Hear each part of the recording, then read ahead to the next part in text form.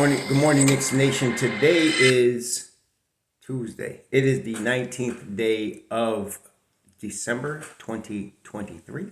I hope you're all safe and healthy. I'm getting ready to head out to Newark International Airport. Well, I'm going to Orlando Airport to go to Newark Airport so I can see the game tomorrow in Barclays. And we're hanging out at 83rd Street and Amsterdam Avenue at 2 p.m. tomorrow at Florida de Mayo, Peruvian chicken place. And so I'm looking forward to that. We're getting, my wife's already got me all packed up. I got to go get some last minute things from the store, blah, blah, blah. But looking forward to going to that game. Meanwhile, there was a basketball game last night. The New York Knicks took on the Los Angeles Lakers and beat them in LA 114 to 109. It was really a solid win for the Knicks. Like I said, they weren't on the second night of a back-to-back. They had 2 days to rest without having to leave Los Angeles. And that's one of those places that's good for players that are traveling. They can really chill and recover there. And so with all that in mind, holidays on Dallas Farm weren't I don't know why fair. this thing keep coming up. With all that in mind, the Knicks took care of business. And as we expected, Julius Randle came to play as he always does. In fact, it was really interesting to see Julius against AD because they both get up for each other when they play each other, and but it was friendly because they were smiling. They were playing hard, but they were smiling. So it was good. RJ didn't have the best shooting game at all, 3 of 10 from the field. It wasn't his best game overall. I'm expecting a RJ breakout any game now, because he's due. But Julius had 27 points, 14 boards. Then, of course, Brunson, 29 points, 10 of 21 from the field, 3 of 6 from 3. That's a Brunson game. That was a Brunson game. That was great. Josh Hart did his usual thing. Quick was really good, 8 of 15 shooting wise and defensively.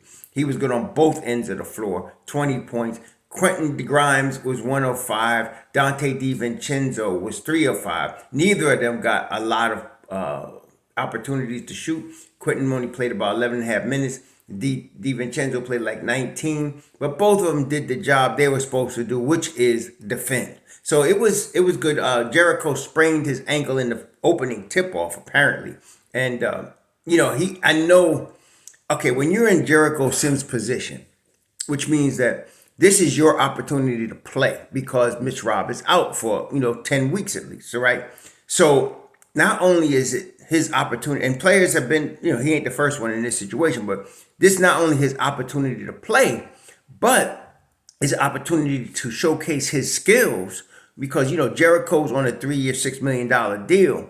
And maybe, and again, he's an older guy coming out of Texas, 4-year guy at Texas. And so when he's looking to see if he can, he's actually, basically he is auditioning in front of the whole NBA, excluding the Knicks, to see if he can get a nicer contract at the end of this one. So when he gets a tweaked ankle, a guy that might sit 2 games or a game because of a tweaked ankle, he ain't going to do it because he wants to play. He wants to show what he got. This is his big opportunity, and he's going to take advantage. That's why I saw him. I noticed, even though you could see he hurt his ankle, but he walked off the court like a man. He walked right into the locker room, but you could see he was in pain. And he was doing what he normally do, which is be real cool, be real low key, but he's going to be back. So I'm not worried about him missing a whole bunch of games. I think unless he breaks the ankle, he's playing. Okay, so that's why he rested the rest of last night. He wants to be ready for Wednesday night, which he will be. But that being said, Hartenstien was really good last night. This was a high level. I would be, and I don't want any of y'all in Knicks Nation to start thinking that Hartenstien could do this on a regular basis. But he got 17 boards. He got 7 offensive rebounds. That's huge. And then he got 9 points. That's really big. And if you saw the interview after the game, he said that he talks to Mitchell Robinson every day, after every game and every day. And he said he got Mitch. He said this is Mitch's job. I'm just holding it down until he gets back. Everybody knows that. So, but to come up big like this on the road against LA.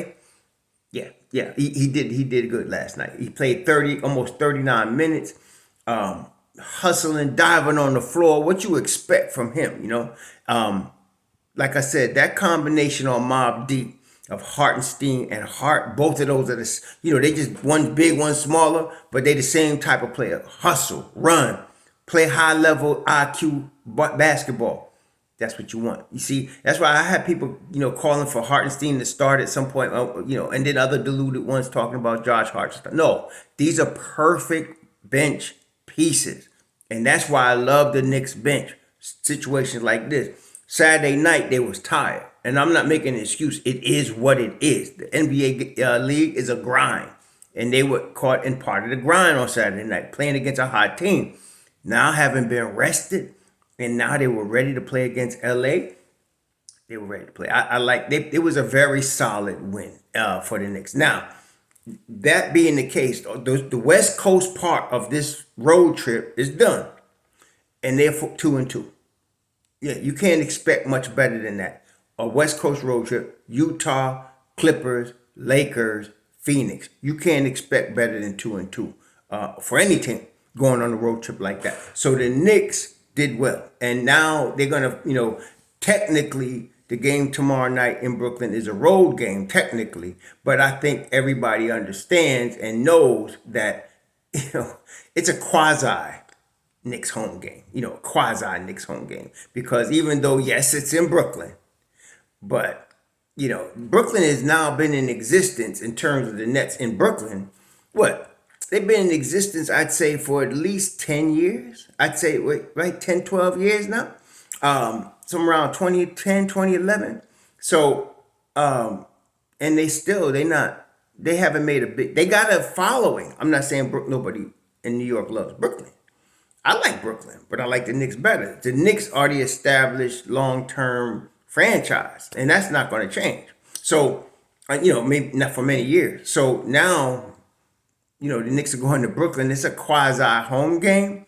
It's going to be fun being there, and I like the Knicks' chances. Can't take them lightly, obviously. This is the standings right now. The Knicks are playing 58% basketball. They're winning 58% of their games, 15-11. They sit in the fifth spot. They're a half game above Cleveland and Miami in the fifth spot. Cleveland and Miami are tied for the sixth spot. Indiana is right under them, and Indiana is about a game and a half behind the Knicks. So the Knicks are 15-11. Cleveland and Miami are 15-12. Indiana is 13-12. Brooklyn is 13-13. And let me tell you, all of this is going to change. It's all shuffling right now. But the Knicks have spent most of the season in the top six.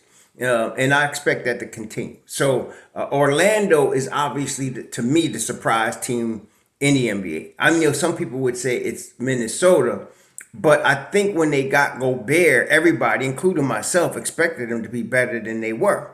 And they weren't performing when they first got Gobert. But now, with Ant's coming into that next level, that star level, they are. They're all that. And so here they are at the top of the West. People shouldn't be surprised. And then OKC, I've been saying, OKC is like Orlando. They rebuilding. They started from scratch again. Traded away the superstars and the MVPs and started with a lot of picks. Now you got Shai Gilgeous-Alexander. You got Josh Giddey. You got a team. And then, of course, Chet Holmgren. You got a team that can compete. Question is, again, Chet Holmgren, again, very slim. Not going to be an 82-game player, but I think they're going to play him properly so that he can be available for the playoffs. They're number 2 in the West. And Orlando, though, I expected Orlando to be in the conversation for the 7th or 8th seed this year.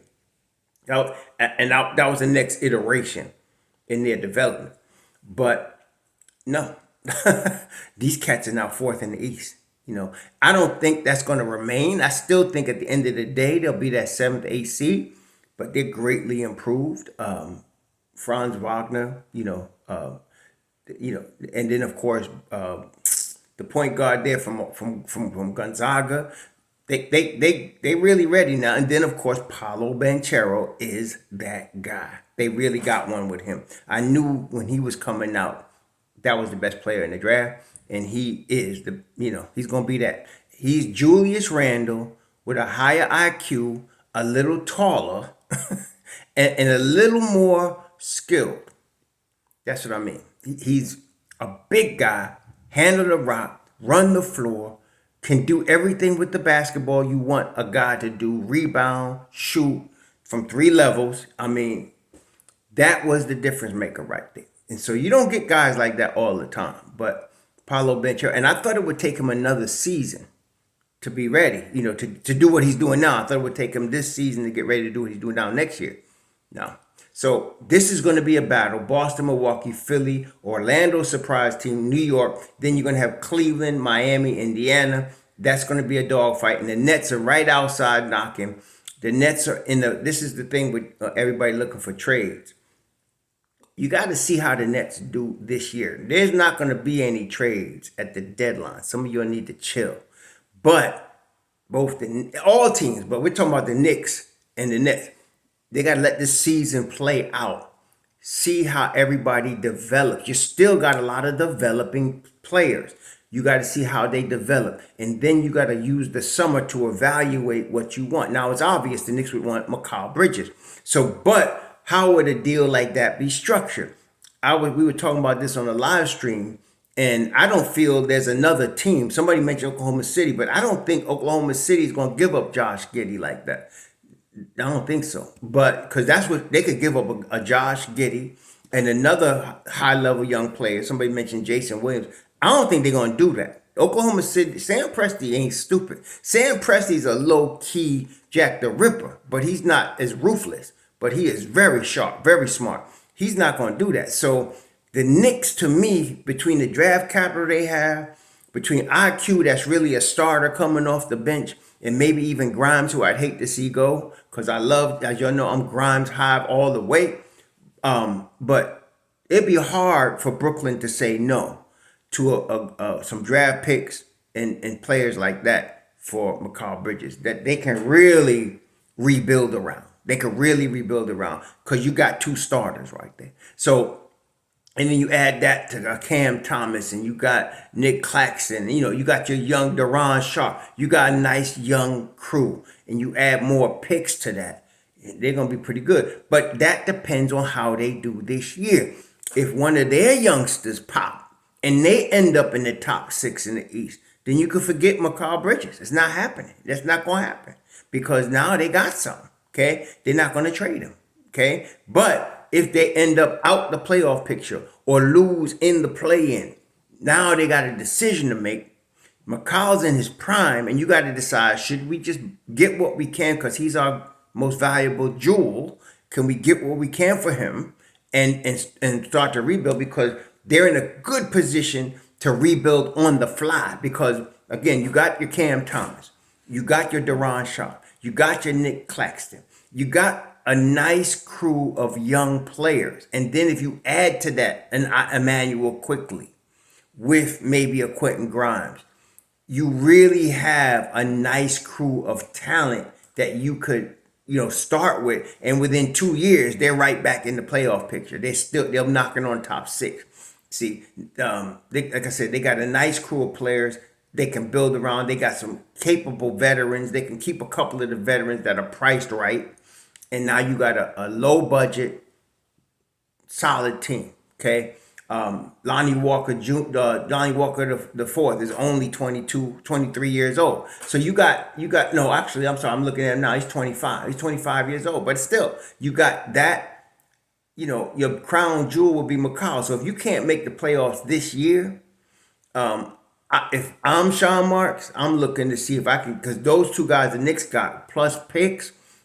2 years from now, you'll be right back here in the 6th seed, looking at the 6th seed again. Whereas the Knicks, if they were to get a Mikal Bridges and start him at the 3 and put RJ at the 2, and now you still have Deuce McBride, you still have Josh Hart, you still have Isaiah Hartenstien. And you still have Dante DiVincenzo. The Knicks would be going to that next level. So this is the way I think when I'm looking at possibilities of a trade. I'm looking at something that both teams benefit. That's how a trade is going to work. Everybody ain't stupid. They ain't gonna get fleeced. This is the league. So Sean Marks ain't stupid, and he don't care about trading Mikal Bridges to New York. Like somebody, he's never traded New York. Well, they just traded James Harden to the Philly, didn't they? They could have traded James Harden anywhere they wanted to. They traded him to Philly, right across the, down the street. So come on. Now, what benefits each team? And that's why I say if the Knicks would make such a trade, it would be happening because they're in a position to get better long term. The Knicks are also will be in a position to get better immediately. Somebody was talking about you need trades to develop your team. Only you need trades when you're ready to start rebuilding or you're in win now mode. And that would be the situation. The Knicks would be in win now mode and the Nets would be looking to rebuild. And they'd be benefiting from trading Mikal Bridges. That's how this would work. So we'll see, though. That's an end of the season thing. For now, forget the trade deadline. It means nothing to the Knicks. The trade deadline means nothing to the Knicks. Nothing. Zero. There's nobody they want. So y'all can stop tripping. Right now, let these horses run like they did last night. And let's let them go and see what we could get out of them on the full season, whatever it is. First round, no round, second round, Eastern Conference Finals. What could they do? How could they develop? All of your guys are still developing, especially your young guys. Grimes is still developing. IQ is still developing. RJ is still developing. All of these guys, Deuce is still developing. These guys under 25 are all still developing. Okay, so you got to let them play and see what they got. Drew is in his prime. Brunson is in his prime. Hart is in his prime. Dante is in his prime. Those guys are in their primes. Okay, but everybody else is still developing. And you got to allow the development to continue and see what you can get. Now you see, suppose one of these guys really pop and just to start going off. Suppose RJ, second half of the season, and y'all know he gets better the second half of the season. Suppose he starts averaging 28, and now he's on another level. Well, that changes everything. See? So we have to see how this works out. Meantime, y'all enjoy your Tuesday. Please be safe out there. Blessings to your families. Shalom.